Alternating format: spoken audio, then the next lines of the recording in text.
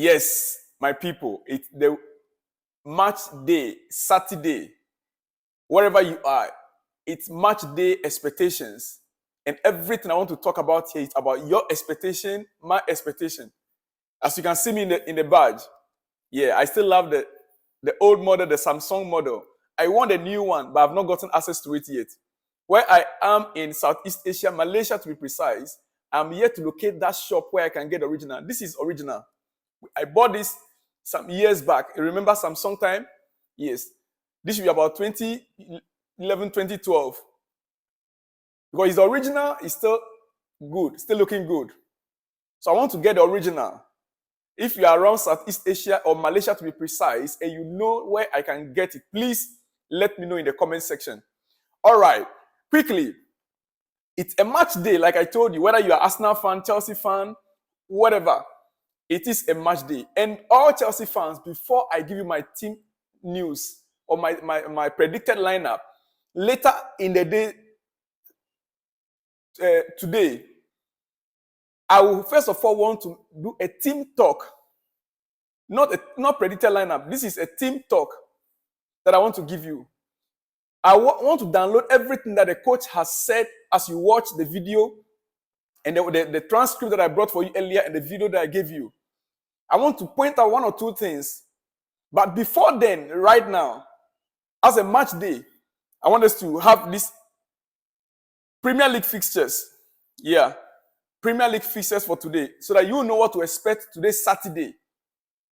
You need to know what to expect today, Saturday. Our match is tomorrow, by the way. Today, there are other matches, about 6 matches today. 6 matches today. So you will know what to expect today.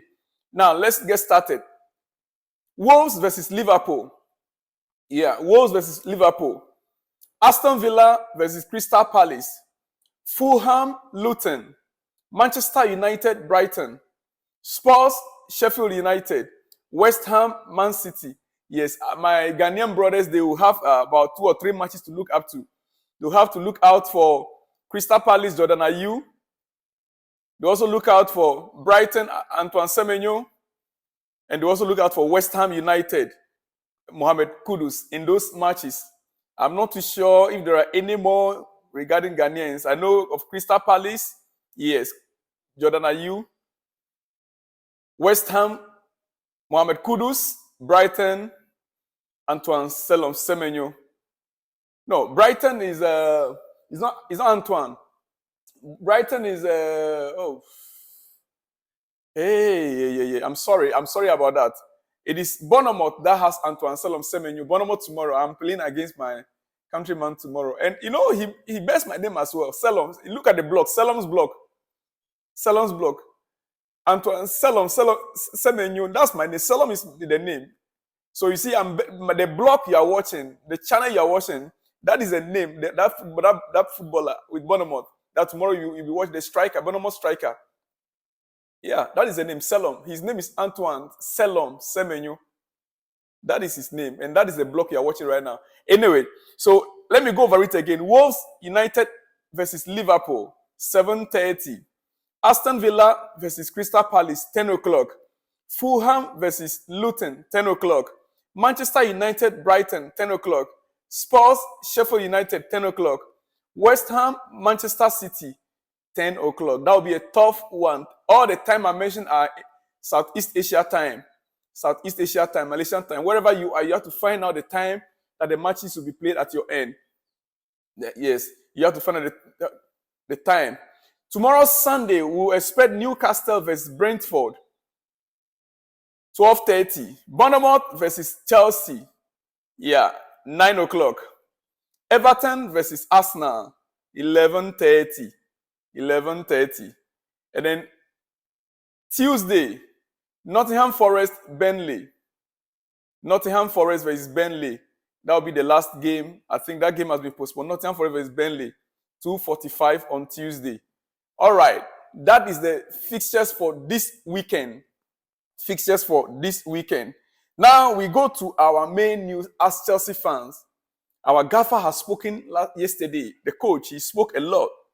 He was asked many questions and he spoke about many things. But there are a few things that I noticed. Before then, our co-sporting director, Paul Winstanley, has been speaking. And there are a few things I want to point out for you. I told you this is a team talk. Yes, it's all about team talk. We are talking about Chelsea. This is not a team prediction. I'll come again with the team prediction. So anything about the team, Chelsea, that's what we are discussing now. Team talk. Our co-sporting director, Paul Winstanley, has been talking about the team. He said there will always be flexibility in terms of players we bring to the club. Whether that is their personality, squad role, or age. This summer, a lot of players were brought in who are under 23 years old. But many of these already have a lot of top-level experience. Many of these players already have a lot of top-level experience. Most of them, even though they are under 23 years, they already have top-level experience. So that tells you the mentality of the new sporting directors. They are not just scouting for young and talented players. They scout for young, talented, and experienced. They might not have years of experience, but most of them have 1 year or 2 years experience in a top-flight football. 1 year experience, 2 years experience in a top-flight football. They might not have 5 years, 6 years, but at that top-level football, they played at least 1 year or 2 years. If you check it, all the players, Casaido at least had in Premier League, Lavia in the Premier League. Check it and see. Most of them play in leagues, top-level leagues. They were not playing second division or third division. So they already gained certain experiences before they bought them, according to our sporting director, Paul Winstanley. He continued. He said, we knew there was going to be a big transition. No chance to sit back and relax. That's for sure. Did we think we would oversee a Premier League record of transactions? Probably not. But the average age of the squad was high. We had players with contract issues which had been inherited from our ownership change. And then there were players who made it clear they wanted to leave. That needed to be addressed. You get it? Yeah. So he's been speaking about what they inherited, the challenges they inherited, a bloated squad with high wage bill. And so they needed to clear everything up and start afresh. And there were some players that made it clear to them that they want to leave. Not all players that they are selling out that they wanted to sell, but most of the players wanted to leave by themselves. And so they have no choice than to let them go, which was a good news for them, actually. Now, from the sporting director, let's go to our coach. Now, I'm going to deduce from the statements that our coach or gaffer made. Before then, one interesting thing that I noticed about Winstanley and Lawrence in their statement that they brought out was that Chelsea was that they spoke about the inheritance problems from the previous ownership, the contract, and a need to bring the average age of the squad down. They also they were happy about the business they transacted so far this season. They spoke about the need to bring down the age and the wage bill down.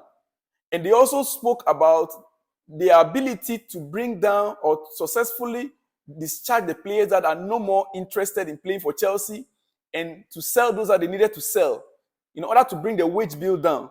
They are happy about the way things are going, the new contract. That is point to note from Winstanley and Lawrence. They seem really happy with the business. But they also agreed that it will take time. It will take time for the club to get back to where it used to be. It will take a little time. Yes. Now, quickly, let's go to what the coach has been saying. Few things that I noticed from what Coach Pochettino has been saying. Number one, Pochettino on why bids were accepted on deadline day for Maatsen and Chalobah. This is what he said. What I can tell you is that there are two sides of the situation. there is a two sides of the situation. If an offer appears, it is because another part of the club accepted that they move, or they were trying to find a solution for a player that wanted to leave. This goes to agree with what Paul Stanley has said, that some players they came to meet wanted to leave. So the two sides of the story Pochettino was trying to put across is that indeed, when they came in, there were some players that want to leave. Not all players they wanted to sell, but some players wanted to leave. And so it is not just the club that is selling them out. Listen carefully. He said, if an offer appears, it is because another part of the club accepted that they move, or they were trying to find a solution for a player that wanted to leave. Happiness of the squad is very important. Happiness of every player is very important. So if the player is not happy and wants to go, they cannot hold him down. That is one thing that I noticed from what the coach Pochettino has said yesterday. He said, you cannot only blame the club. If an offer appears for Jesus Perez, that's his assistant, it is because Jesus was open to receiving the offer. No. Come on. We need to also be clever. Did you receive an offer, Jesus? And he said no. But it is always easy to blame the club. In the same way, maybe the player was thinking in preseason or before the season to move in one direction. So sometimes it will depend on the player. Maybe the player will be thinking, it's better I move.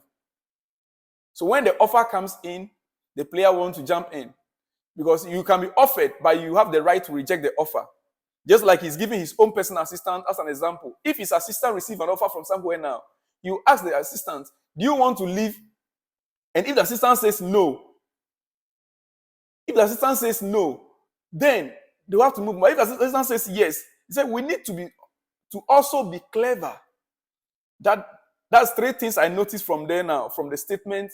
The first one was about the bloated squad, the squad that players that need to move on. Second one was the second side of the story, where the player himself wished to go. Are you getting there? Okay.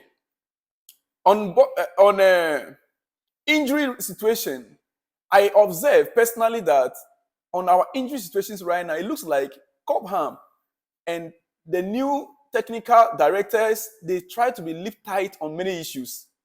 They don't want to bring out information before anyhow again. It looks like they are trying to manage information flow now from Chelsea.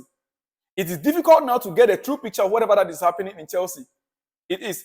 Even the coach, whenever he's been asked a question, he tried to, maneuver and give an answer, which if you're not very careful, you misconstrued it. For instance, on injury updates, this is what Pochettino said regarding Romeo Lavia. Lavia is still injured. He twisted his ankle during the international break, and we hope that it's not a big issue. How many days now? It's over a week now, almost a week that this news came up. So the coach cannot tell us that they have still not assessed Lavia and know the extent of the injury. They just don't want to let us know. They are holding it so tight. They just don't want to let us know the extent of the injury. Whether it's a serious one or a minor injury, they are just holding it so tight. That is one thing that Chelsea are doing now right. They are not letting information flow like before again, which you have to fish out the information by yourself. And trust me, you as my viewer, trust me, I always get the information for you, exclusively for you. That is why I asked you to join. You see that join button on top there, click on that join button. Be part. A lot is going to be happening there from next month. Be part of the first 10 people that will join. Register there, be part of the first 10. Because it's going to be very interesting. What is going to happen in that place? Private room. You know what I mean? Yes, try and click on that join button and join. It doesn't cost much, please. Support us, even as we're also doing our best to get you every information. Like I told you, some informations are expensive. You have to pay for certain informations. Okay? All right. So on Broja and Badiashile, he said, Broja and Badiashile are not quite ready yet. This game is still a little too soon for them. We saw the players training throughout the week. Now, he's trying to let us know that they are not quite, he said they are not quite ready. He's not getting information out. He's still trying to hold certain things down. So Chelsea now to get information from them is quite difficult. Reece James is recovering well. Hope that he can be available before the next international break. What do you mean? When is the next international break? Am I the one misquoting him? You mean Reece James only will recover by the next international break? Is it that serious? He said Reece is recovering well. Hope that he can be available before the next international break. That means that we are not expecting Reece to be back in the next week, 2 or 3. Before the next international break in October, when? Or November? I'm not too sure. Please, you can correct me in the comment section. When is the next international break? I need to be running up. Then another thing, he spoke about Chalobah being frozen out and Lavia having major ligament damage. Seems to have both been denied by Pochettino. Because Chalobah, the earlier news is that Chalobah was frozen out from the squad. But the information we are receiving now indicates that Chalobah is part of the 25-man squad, according to what the coach has said. And Lavia, having a major ligament damage, seems to have been both denied by Pochettino. The way he answered the question. From the way he answered the question regarding Lavia. If you forgot, he said Lavia is still injured. He twisted his ankle during the international break, and we hope that it's not a big issue. That is what he said about Lavia. Now here, analyzing it, we realize that Lavia having a major ligament damage seems to have been both denied by Pochettino. It's never a ligament issue, it's an ankle. Do you get a point there now? It is an ankle issue. Lavia have an ankle issue, not ligament issue. Take note of that. We are digesting what the coach has said. I told you this is team talk. Team talk. All this seems like inside information out of Cobham is becoming harder to get. Harder to get. Take note of that. Okay? All right. I think I will have to let you go. And I'll come back with a team prediction. My team lineup and prediction for you. I have gone very far. Almost 18 minutes or 20 minutes. I wanted to reach 20 minutes, but let me just leave you here. Please play the video to the end. Subscribe to the channel. Comment on our videos and let me know from you. On your dial notification button. Please, on the notification button. And remember to join because exclusives will be going there very soon. Exclusives will be going there very soon. Shalom and peace.